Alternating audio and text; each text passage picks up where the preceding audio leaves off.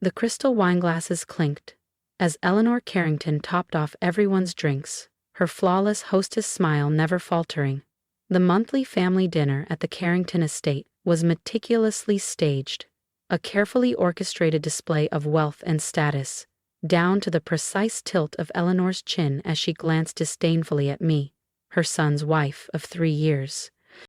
"So, Laura," she said, swirling her wine with practiced grace, "are you still teaching at that little city college?" I dabbed my napkin gently at my lips before responding. "Actually, Eleanor, I'm a full professor now at Riverside State University. I was granted tenure last month." "Oh, how charming," Eleanor replied, exchanging subtle glances with her husband, Philip Carrington, CEO of Atlantic Fidelity Bank. "I suppose someone has to teach basic courses to freshmen." My husband, Daniel, squeezed my hand gently under the table. He was accustomed to these dinners, the thinly veiled insults and carefully masked contempt for my career. To the Carringtons, success was measured strictly by titles. In finance and banking.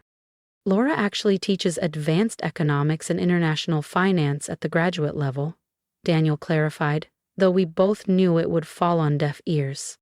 Philip chuckled dismissively, slicing into his expertly grilled filet mignon. "International finance from a lecture hall? That's about as useful as studying sailing by reading a manual. Real banking, handling actual money. That's how you learn what drives economies." From across the table, my sister-in-law Victoria smirked smugly.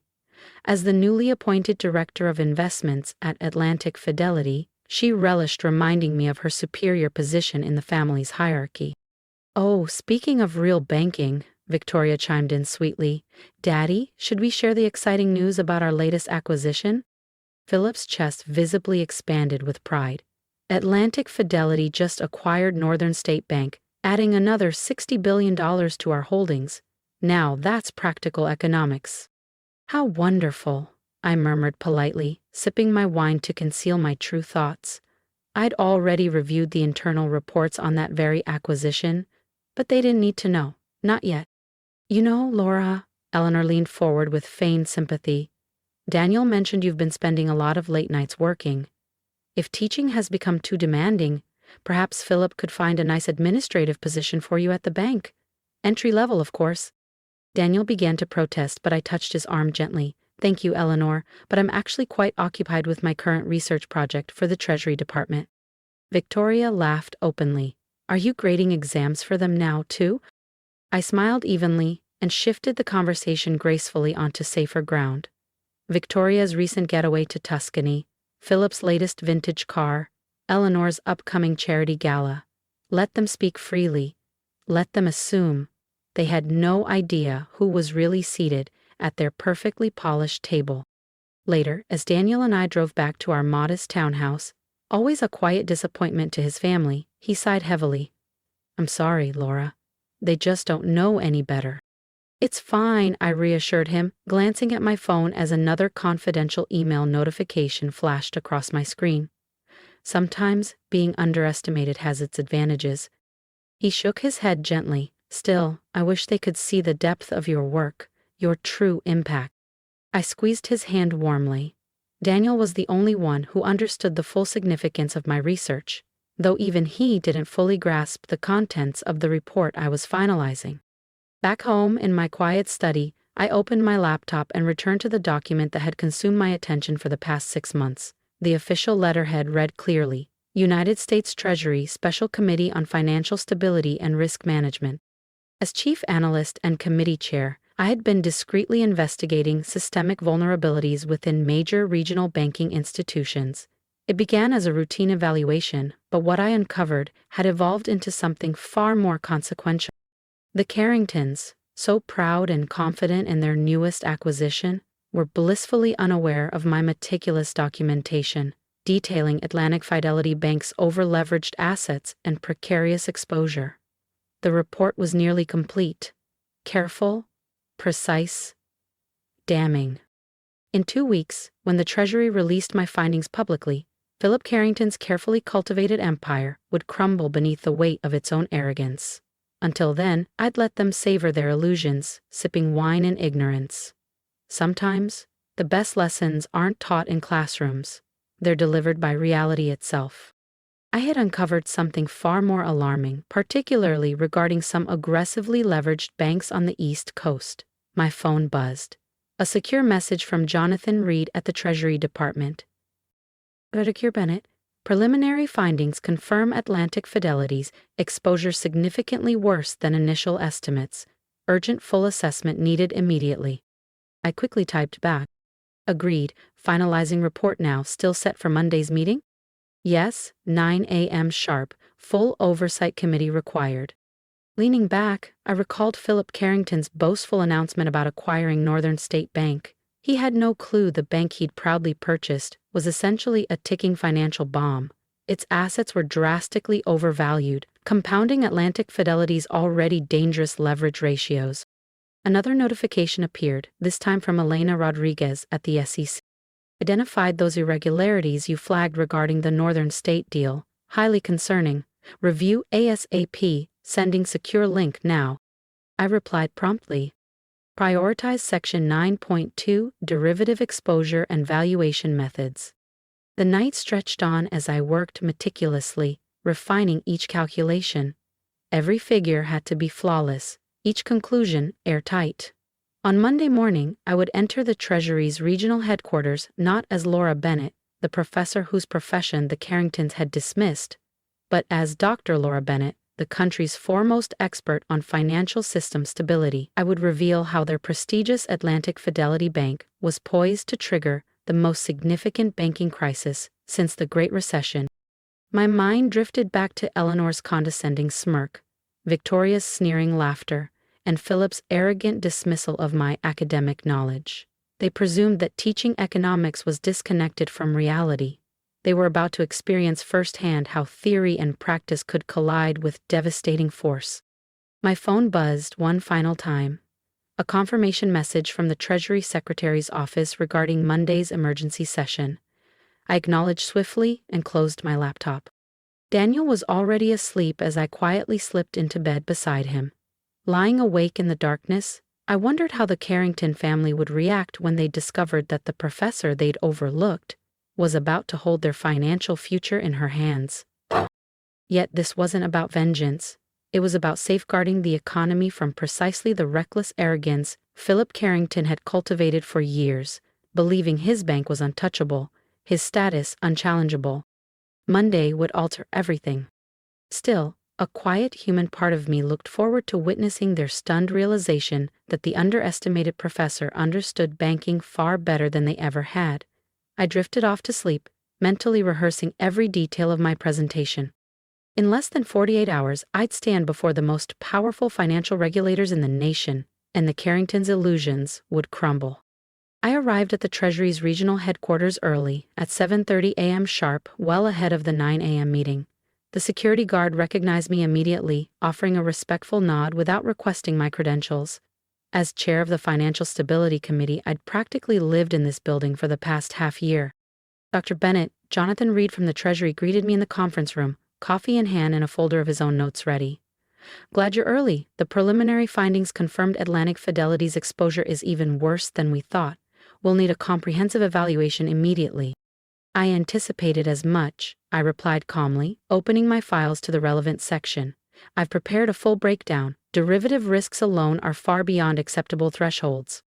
We spent the next hour scrutinizing the finalized data. Jonathan's face turned increasingly grim with every page turned.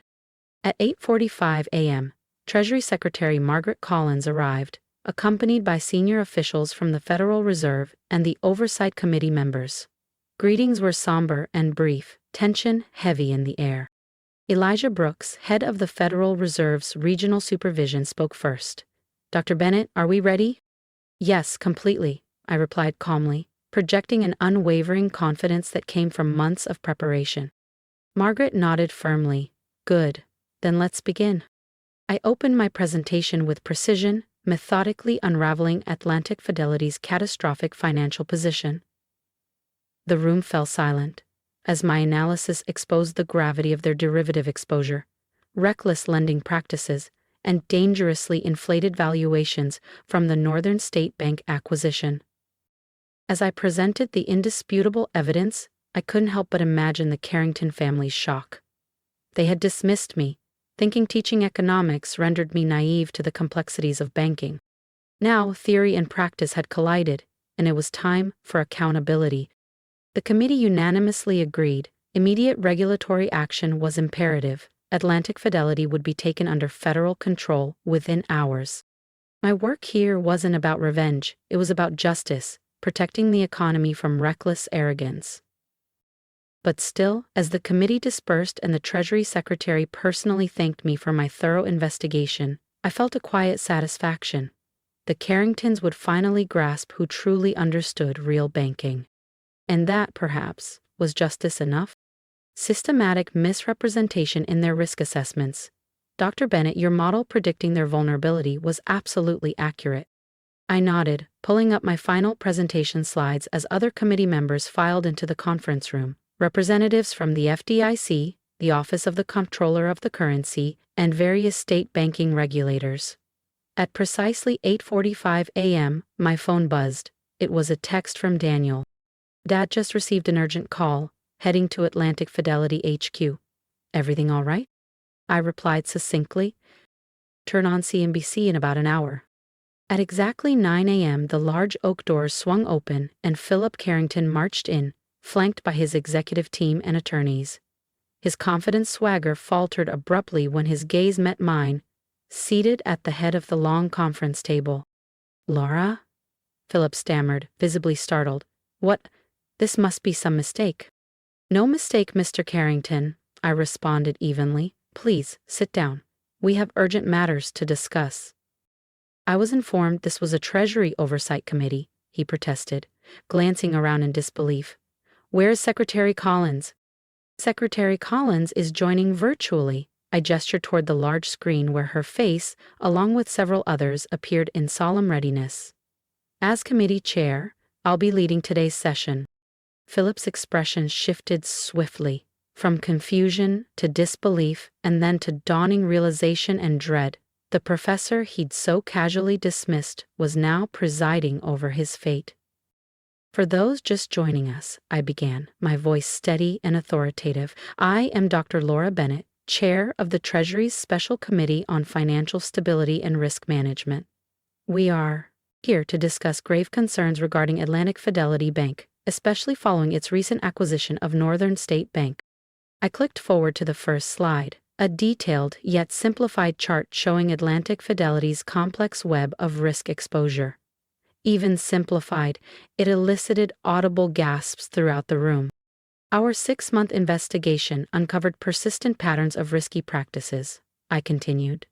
Atlantic Fidelity's actual leverage ratio is over 40% higher than publicly reported, primarily due to significant hidden exposure in the derivatives market. Philip's attorney attempted to interrupt, but I calmly raised my hand. Please hold your questions until the end. There's much to cover. For the next hour, I meticulously detailed the troubling facts we discovered. Creative accounting practices, obscuring true risk levels, inflated asset valuations from the Northern State acquisition, and dangerous derivative positions capable of triggering systemic fallout across numerous financial institutions. In conclusion, I said firmly, advancing to the final slide, Atlantic Fidelity's present position poses an unacceptable risk to the entire financial system. This committee therefore recommends immediate regulatory intervention, including a temporary suspension of trading in Atlantic Fidelity's stock, a restructuring of executive leadership, and a comprehensive audit of all holdings. Philip finally recovered enough composure to protest. This is absurd. You can't possibly have that authority. You're just a professor. Dr. Bennett, Secretary Collins interjected from the large screen, her tone sharp, is one of our most esteemed experts on financial risk. Her models accurately predicted vulnerabilities leading up to the 2008 financial crisis, and they're currently standard curriculum at Wharton and Harvard. Perhaps, if you had attended one of her annual seminars at Treasury, you'd understand. My phone was vibrating constantly now. News had broken publicly. Daniel sent another quick message. Mom and Victoria watching CNBC. Your name just appeared as Treasury Committee Chair. Mom dropped her coffee mug. The hours that followed blurred into intense discussions, legal maneuvering, and increasingly frantic attempts by Philip and his team to avoid the inevitable consequences. By late afternoon, Atlantic Fidelity's stock had plunged more than 60%. Philip sat slumped at the table, the fight drained from his once proud demeanor. Eleanor's earlier disdain and Victoria's arrogance felt distant, petty. This wasn't personal. It was about accountability and protecting the economy from unchecked recklessness. I gathered my notes and rose from the table. Secretary Collins thanked me warmly, recognizing my meticulous work. The regulators and committee members dispersed swiftly to begin implementing immediate safeguards. As I left the conference room, my phone buzzed again, Daniel's message making me smile softly. "Proud of you, Laura. Looks like everyone finally learned who really understands banking." Stepping outside into the crisp evening air, I exhaled deeply. Justice had been served. Not through vengeance, but through expertise and integrity. Sometimes, simply doing your job exceptionally well is enough to change everything. I had been suspended as CEO, and federal regulators had swiftly installed an interim management team. I gathered my materials as the room slowly emptied, regulators and lawyers splitting into smaller groups to address various aspects of the intervention. Philip Carrington remained seated, his gaze fixed blankly on the polished surface of the conference table. "Why didn't you say something earlier?" he finally asked, his voice weary and hollow. "All those family dinners. Why didn't you warn us?" "Would it have mattered, Philip?" I replied softly. "Would you have listened to my concerns about your risk practices?" He stared silently, offering no reply. We both knew the answer. That evening, I returned home to find Daniel waiting in the kitchen with a glass of wine and a proud smile. "You were incredible today," he said warmly, holding up his phone. Clips from various financial news outlets displayed headlines about the dramatic regulatory intervention spearheaded by banking expert Dr. Laura Bennett.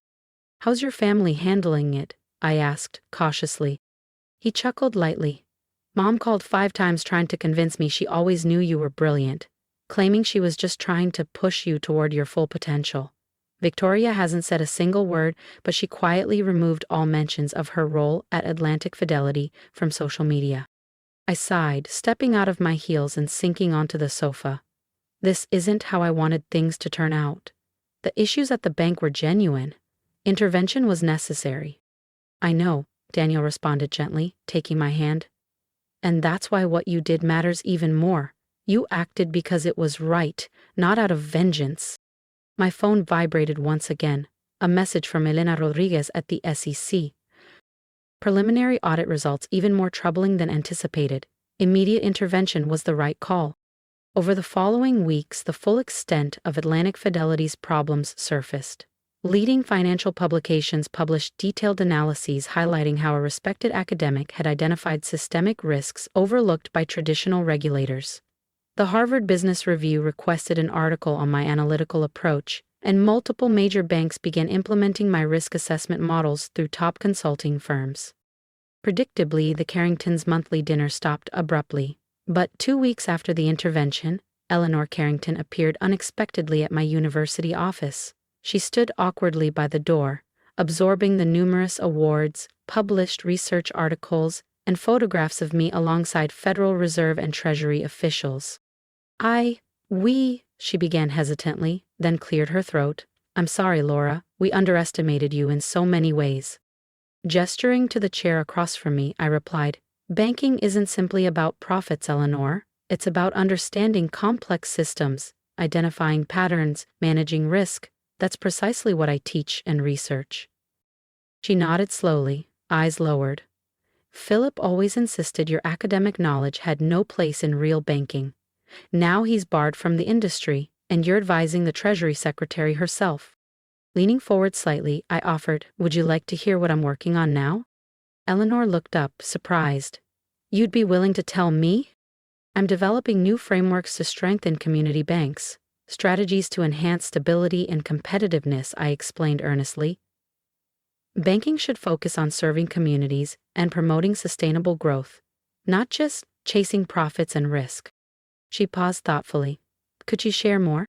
For the next hour, I outlined my research and proposals, genuinely impressed, as Eleanor posed thoughtful, insightful questions.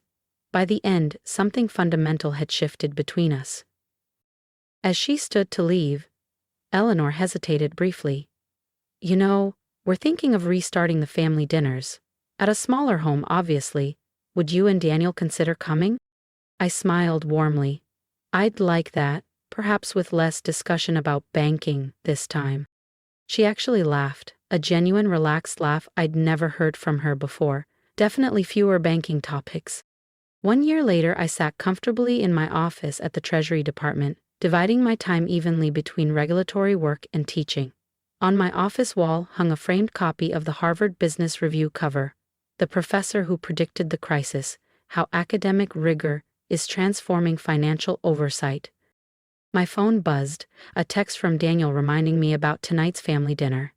These days, the conversations around the Carrington family table had genuinely transformed. Gone were the subtle insults and dismissive glances. Instead, our discussions revolved around personal stories, shared laughter, and even Eleanor's latest community outreach project. As I prepared to leave, I paused briefly, reflecting on the past year's events. I had never intended revenge or vindication. I had simply performed my duty. Yet in doing so, I'd not only reshaped banking oversight, but also built bridges where none seemed possible. And perhaps, I thought, that was the true measure of success, changing minds through integrity, diligence, and genuine commitment to doing what was right.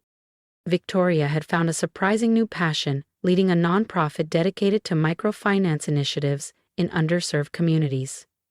Philip, humbled and wiser, was now teaching business ethics at a local community college. Eleanor had become one of my most enthusiastic partners in promoting financial literacy programs. As I packed my belongings to head home, I reflected on what I always told my graduate students at the start of each semester. Banking isn't about power or prestige. It's about understanding how money moves through interconnected systems, shaping everyday lives. Often, the deepest insights come not from chasing deals, but from carefully studying theories behind them. Now, my students listen intently, especially since the Atlantic Fidelity case study had become part of the standard curriculum. Walking to my car, I passed students discussing my latest published research. Spotting me, one nudged the others, and their conversation halted abruptly, faces anxious yet curious. "Don't let me interrupt," I smiled gently, "though if you're debating derivative exposure calculations, I'd be glad to explain my methods." Their eyes brightened instantly, and we dove into animated discussion. After all, true expertise wasn't about titles or family connections. It was about knowledge, integrity, and making things better for everyone. If you've been inspired by my journey, I genuinely appreciate your support. Please share your thoughts below. I'd love to hear your feedback and personal reflections. Did you find inspiration in my experience standing firm against those who underestimated me? Have you ever faced situations where others questioned your worth or expertise? Let's connect in the comments. I'd love to hear your stories, your insights, and any advice you'd give someone navigating similar challenges. Your encouragement and feedback means so much, especially knowing many of us face times when others underestimate us. My journey was never about revenge. It was about doing what was right despite opposition, misunderstanding, or disrespect. Have you experienced moments when simply doing your job well turned out to be your greatest strength? How did you handle being underestimated, and what wisdom can you share? Let's discuss how perseverance and integrity can lead to meaningful success, even when the world doubts you. Lastly, I encourage you to apply these lessons to your own life. Remember that true success doesn't hinge on titles, status, or approval from others. It's rooted in integrity, knowledge, and perseverance. When faced with opposition, stay grounded in your expertise and values. Use the doubts of others as motivation to grow stronger, smarter, and more resilient. Most importantly, never shy away from standing up for what's right, even when it's difficult or unpopular. By doing so, you'll not only prove your critics wrong, you'll prove yourself right in the best possible way, by making a difference. Thank you for supporting my journey, and I'm cheering you on in yours.